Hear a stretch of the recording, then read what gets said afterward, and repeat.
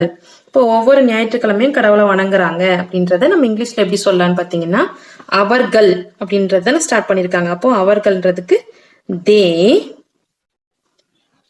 வணங்குகிறார்கள் அப்படின்றதுக்கு வர்ஷிப், தே வர்ஷிப், ஒவ்வொரு ஞாயிற்றுக்கிழமையும் அப்படின்றதுக்கு எவ்ரி சண்டே, எவ்ரி சண்டே, தே வர்ஷிப் எவ்ரி சண்டே, ஒவ்வொரு ஞாயிற்றுக்கிழமையும் அவங்க என்ன பண்றாங்க, வணங்குறாங்க, கடவுளை வணங்குறாங்க அப்படின்றதுக்கு தே worship every Sunday.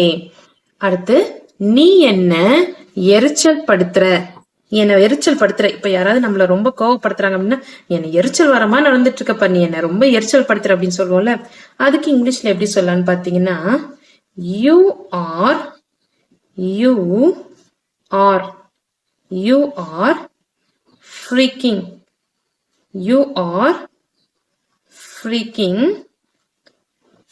me out, freaking me out, நீ என்ன ரொம்ப எரிச்சல் படுத்துற, you are freaking me out, நீ என்ன ரொம்ப எரிச்சல் படுத்துற. ஓகே ஃப்ரெண்ட்ஸ், இன்னைக்கு நம்ம பார்த்த இந்த 5 சென்டென்ஸ்மே உங்களுக்கு யூஸ்ஃபுல்லா இருந்திருக்கும்னு நினைக்கிறேன். இந்த சென்டென்ஸ்லாம் உங்களுக்கு ஈஸியா இருந்துச்சுன்னா ட்ரை பண்ணி